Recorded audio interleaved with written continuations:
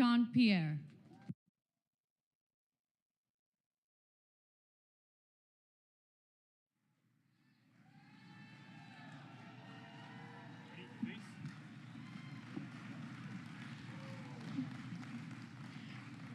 Good afternoon, everyone. It's hard to follow a performance like that. The St. Augustine Gospel Choir. Let's give it up one more time. They were amazing. I'm feeling really inspired today. Just look around. There's so much Black excellence here today. Give it up. Just think about it. Hundreds of Black leaders on the South Lawn of the White House who exemplify Black excellence.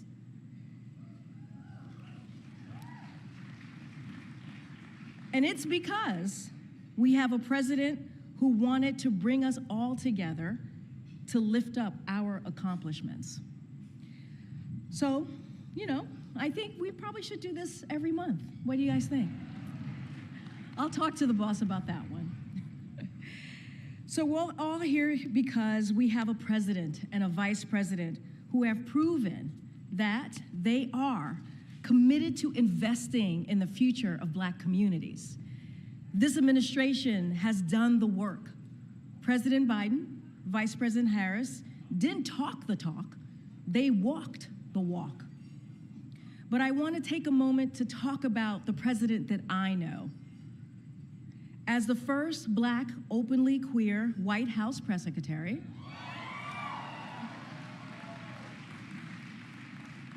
and I gotta add, a proud Haitian American. For those who don't know, I can tell you that representation matters to him. Our voices matter to him. Our perspectives matter to him. And our success in our community matters to him. I want to share a quick story with you. Last year, I took a question in the briefing room from a young Black girl who was visiting the White House to take questions for me in the briefing room, and it was Take Your Child to Work Day. I could tell she was a little nervous, but she quickly composed herself and asked her question. What's the most difficult part about my job? And told me that she was inspired or aspired to be in my shoes one day. This moment reinforced for me that representation matters. It matters to our kids and makes our nation stronger. Walking through the White House and having an office in the West Wing will never get old for me. It's truly the honor of a lifetime for me. But what really inspires me as a mom who is raising a young Black girl is walking through the White House and seeing people who look like me, seeing people who look like us. We have some of those leaders right here today, and I'm gonna shout them out. There's some of my favorite people here at the White House. Mayor Benjamin, Shalanda Young, Brenda Mallory, and Shawanza Goff. And that's just to name a few, guys. It's just to name a few. I'm just really proud, truly proud, to work for the most diverse administration in our nation's history. Because we know when we fill spaces that once kept us out, we can make progress. When we show up and make our voices heard, we make progress. And when we have a seat at the table, we make progress. And that progress under this administration is undeniable, folks. It is undeniable. Under President Biden and Vice President Harris's leadership, Black Americans are starting new businesses, creating jobs, buying homes, and pursuing educational opportunities at historic rates. This is a real progress worth celebrating. And that progress would not be possible without the contributions of the leaders that are here today. Trust me, President Biden and Vice President Harris understand our community, and they understand stakes for it. We have a president and a vice president who understand that when Black students succeed, our nation succeeds. We have a president and a vice president who know democracy only thrives when voting is protected and celebrated. We have a president and a vice president who have fought for criminal justice reform and are still fighting to ensure fair and impartial justice for all. And we have a president and a vice president who are committed to protecting Black history as American history. As President Biden said, our history is not just about the past. It's about the present. It's about our future. And whether or not that future includes us, all of us, not just some of us. So today we celebrate the historic achievements this president has accomplished alongside our community. And tomorrow we get back to work because we all know the most important thing, the vice president and the president knows this, there is more work to be done. Now, before you leave here today, before you leave the White House, we invite you to take a flower from your table to commemorate this very, very special day, this historic day. Thank you all.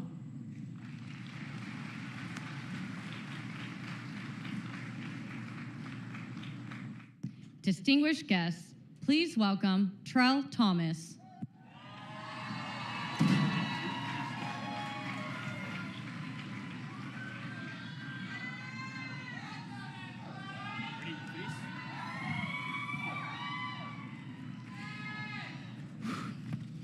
Wow, life comes at you fast.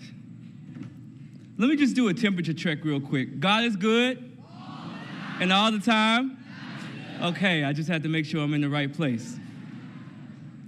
I'm Trell Thomas from Caston, South Carolina. Yeah. A small town filled with people with big hearts. My mom, who is here today, is one of those people. Hi, Mom. Hey, Dad.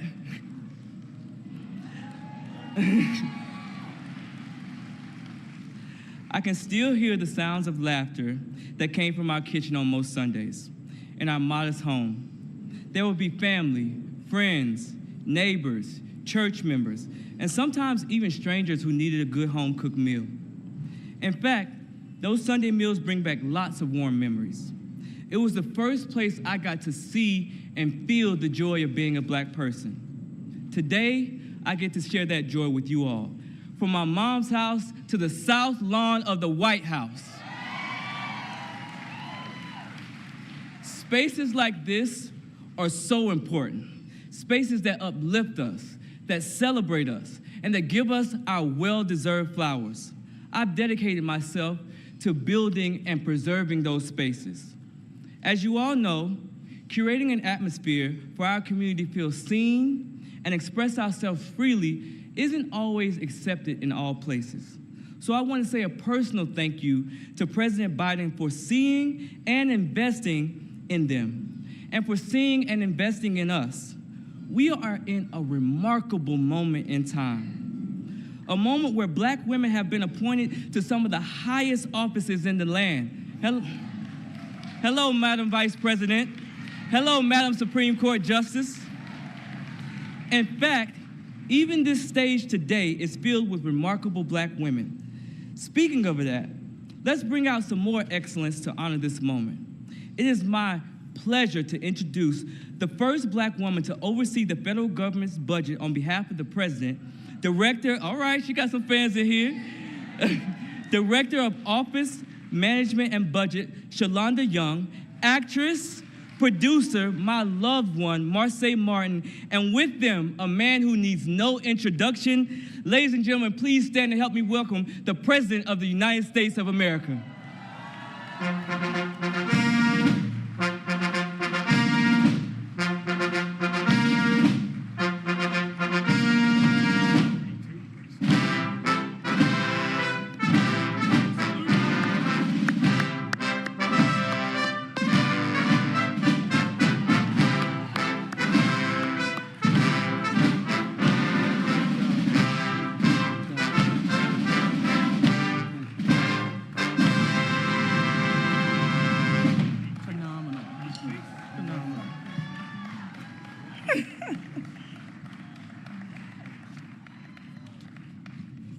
Let's continue this Black Excellency Party.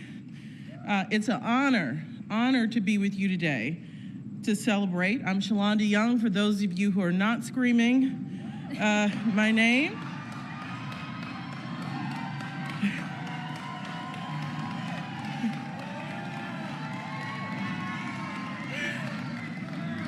Mr. President, those are your Congressional Black Caucus members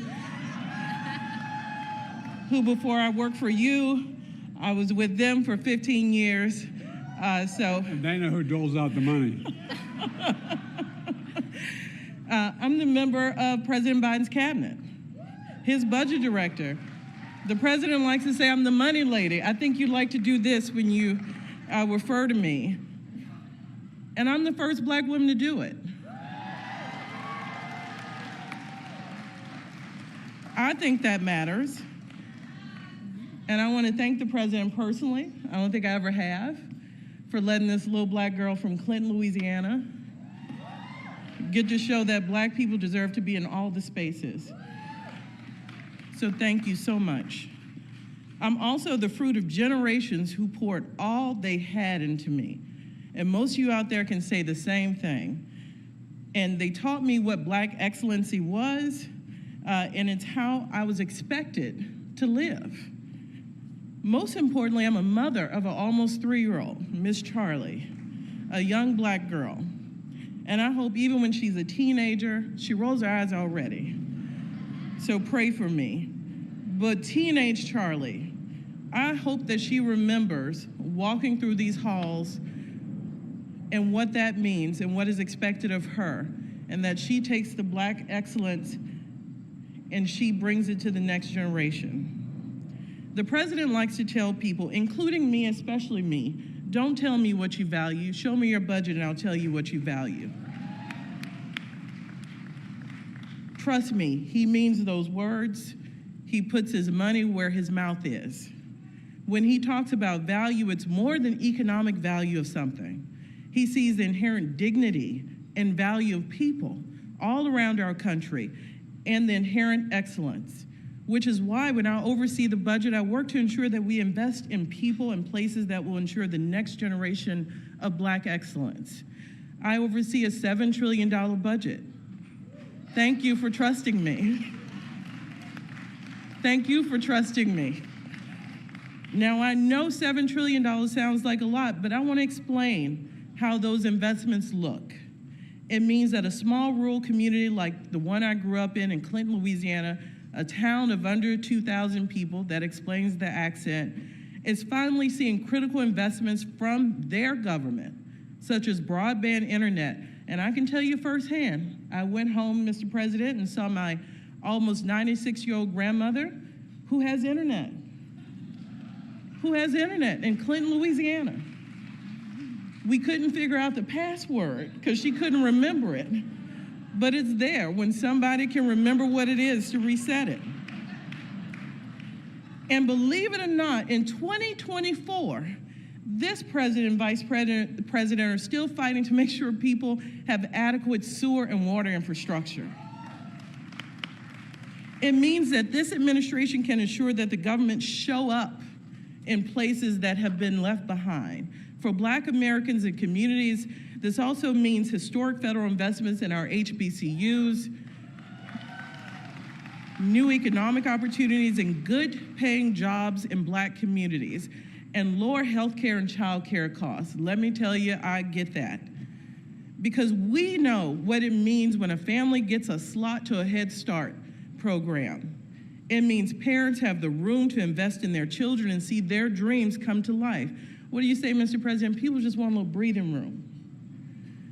That's what he's led us to focus on. That's what budgets are about. As a point of personal privilege, I just want to say that I'm incredibly proud to work for President Biden, Vice President Harris, who have fought relentlessly to create opportunity, advance equity, and fight for families. As a short example of the importance of family first by the president, last summer, I was on my last leg doing a little deal around the debt ceiling, Mr. President. One afternoon, I was in a meeting with you, and at this point, I've gone weeks without spending much time with the kid. I had no laundry, and I was hanging on literally by a thread.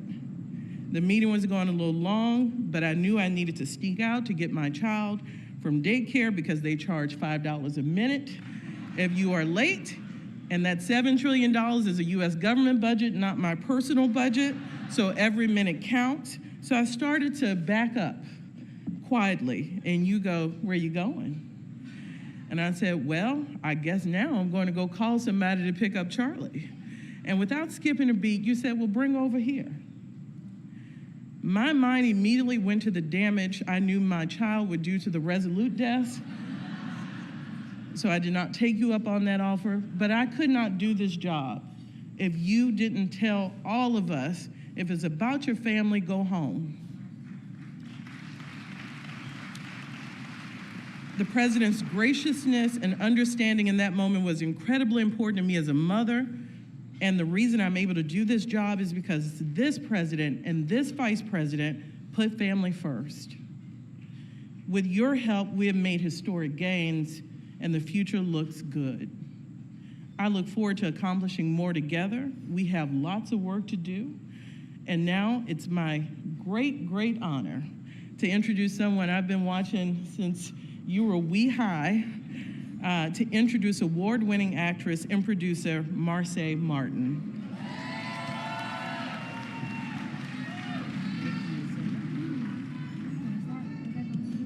It sure does. Oh. See what I'm trying to mention? Hey, y'all. Hi, Anthony. Look where we are. Oh, my gosh. Good afternoon. It is an honor to be here at the White House for the celebration of Black excellence. I see so many faces in the audience that I have admired and respected. So hi, Kyla.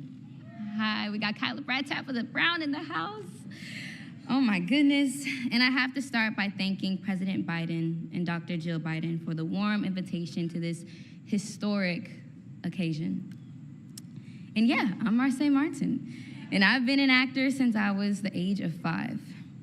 A lot of you may remember me as Diane from Blackish, where I was 9 years old when I joined that show. And man, 10 years later, over 10 years since I'm now 20, it's safe to say that that role has been a huge part of my life and my journey into adulthood. But listen, as I grew, I also realized that my voice wasn't just valuable in front of the camera, but behind it as well. At the age of 10, I sat alongside my parents, who are also in the building, Joshua and Carol Martin. I don't know where they are. Shout out to them. We all pitched my first feature film to Universal at 13. At 13, I became the youngest executive producer in Hollywood history with my film, and that was a pivotal moment for me. It was a moment that I truly realized that I had the responsibility to be a role model and advocate for change, creating stories that represent us, our culture, and our excellence. And that movie in particular is a movie about a leader who goes back and learns from her younger self and decides to change her character flaws. Luckily for all of us, the leaders of our country, President Biden and Vice President Harris, have led with the right character of values throughout their careers. President Biden was the youngest guy in the Senate when he won his seat at the age of 29. And for over 50 years, he has devoted his life to public service, the American people, and civil rights. One of the projects I'm most proud of the latest, is Say Summer Cookout, which is a festival I created to bring together HBCU students, artists, and creators. And it's not just about having a good time, because we do that at the cookout, but it's more about celebrating Black excellence and building a legacy. And Vice President Kamala Harris, a proud HBCU graduate, knows a thing or two about that, so go Bisons. The Biden and Harris administration has also invested $18 billion into HBCUs and young Black people. $18 billion with a B, y'all. Showing a real commitment to our future leaders. And while I'm proud of my work, my family and my friends mean everything to me. They've been my backbone, always reminding me to take care of myself, both mentally and physically. And that's something I really appreciate about the Biden and Harris administration as well. They've been champions for reproductive rights, ensuring that we all are taken care of in every single way. And on a personal note, I've had my own health challenges, like when I had my surgery for an ovarian cyst. Knowing we all have leaders who care about making healthcare accessible and protecting our rights is something that brings me comfort. It's that kind of leadership that ensures that the next generation of Black women like me and like all of us can thrive. And to the parents here today, I want to speak directly to y'all. I was once that young girl from Dallas, Texas, D-Town, Texas in the house. I was once that young girl with dreams that felt bigger than life itself. And I know how much it matters to parents who believe in those dreams. And no matter how impossible they might seem, my parents have always believed in me. Whew. My parents have always believed in me. When I said I wanted to start a production company at 13, and that belief and their support and that love has carried me through every challenge I have faced so far. So to the parents raising young Black girls and boys with big ambitions, please, please keep supporting them and pushing them forward, because they're the future leaders. They are the future leaders we are looking to. Black excellence isn't just something we celebrate today. It's something we live every day by creating spaces, opportunities, and legacies that will last for generations. And I'm so proud to be a part of this movement. And I'm excited to see where we're headed next. Now, it is my great pleasure to introduce the President of the United States, Joseph Biden.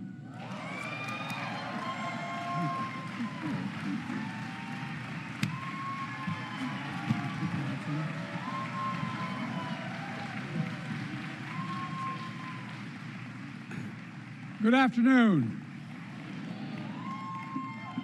and welcome.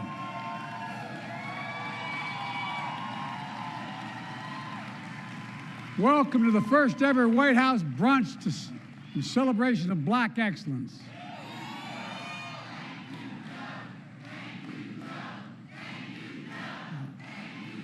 Thank you. Marsai, thank you for that introduction. You just shared something that so many of us can relate to. My dad taught me, and I mean this, my sister was here earlier today. Our dad taught us that family is the beginning, the middle, and the end. It's everything. And thank you and to all the participants of St. Augustine Gospel Choir. Are they still here? Give them a round of applause. They've been with me. They've been with me since I was vice president.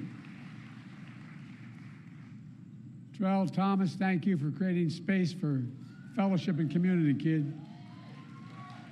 Grammy Award-winning singer Monica Hu will perform shortly, I might add. And I want to thank you for our renowned chef, Kwame, and the amazing food you're eating. I hope you got to eat it, or will eat it.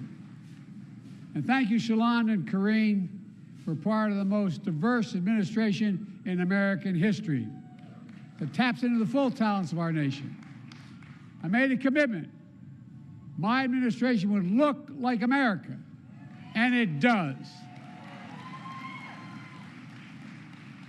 I want to take a moment to say something like so many Americans like Karine, as he pointed out, a proud Haitian American, community that's under attack in our country right now. Simply wrong. There's no place in America. This has to stop what he's doing. It has to stop. Now, thank you all for being here in this historic day. Today, recognize that this nation would not exist, and this is literal, without the blood, sweat, and tears, without the determination, dreams, and contributions of Black Americans. That's a fact.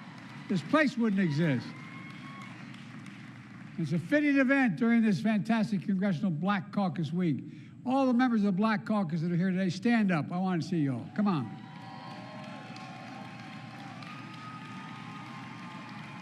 They're the best. I wanted to host this lunch for a few reasons. First, to show my personal gratitude. Growing up, I'd walk into the kitchen of my grandpa's house in Scranton, and he and the adults would be having a conversation about what's going on in the neighborhood, what's going on in the world, and they'd let me sit down. I got involved in public life because of civil rights when I moved from Scranton to Delaware, which was segregated by law. Throughout my career, I'd attend morning mass at my Catholic church and then attend Sunday services at the AME Church in Wilmington, planning the desegregation efforts in my state that had been segregated by law. You know, I'd be home for our own Sunday dinners. Those conversations, those sermons shaped who I became. The bottom line is, the Black community has always had my back, and I've always had yours. So thank you for all you've taught me. Thank you for all the love you've extended to me. I also want to host this brunch because we have progress to celebrate. Together, we're making the most significant investment in Black America in all of American history. We've centered racial equity as the center of everything we do. With your help, in just 3.5 years, we've created over 2 million new Black jobs for Black Americans and Black.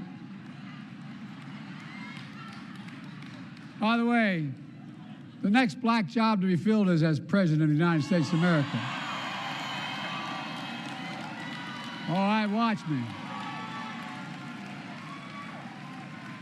We have the lowest Black unemployment rate on record.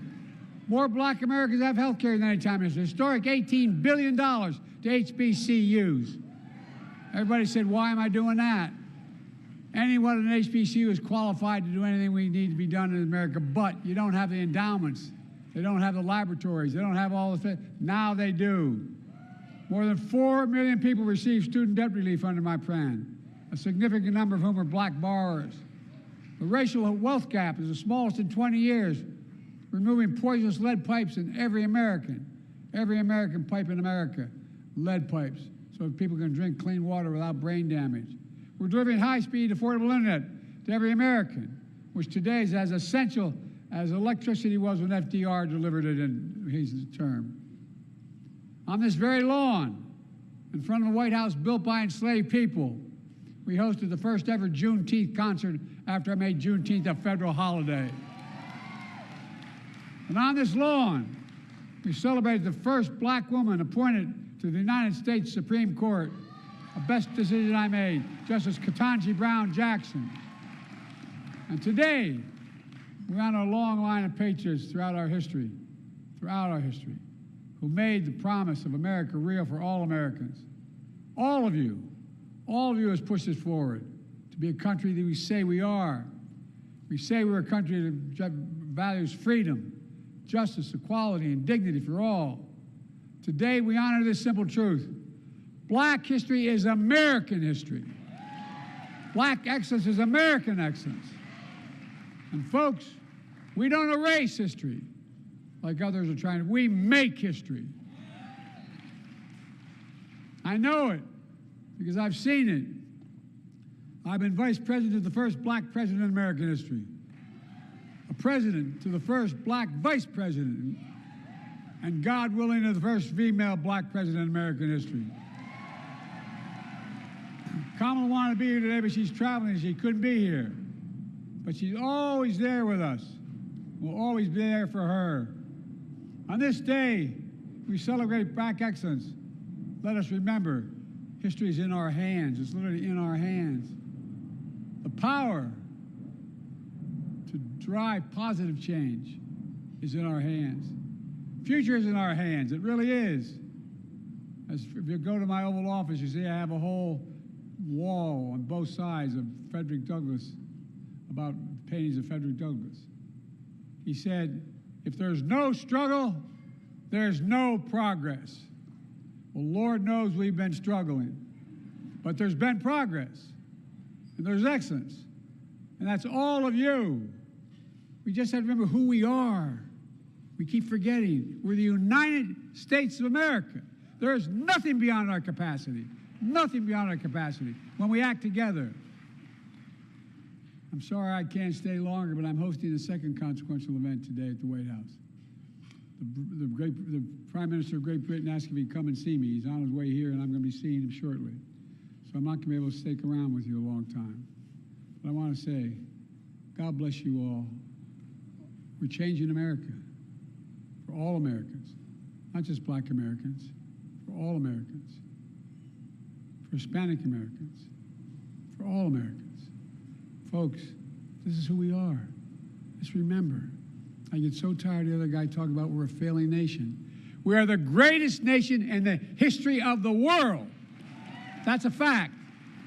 And you're making it greater, and there's nothing going to stop us. God bless you all, and may God protect our troops. Thank you, thank you, thank you. Thank you. I'm this way. I'm here. All right. Enjoy the day.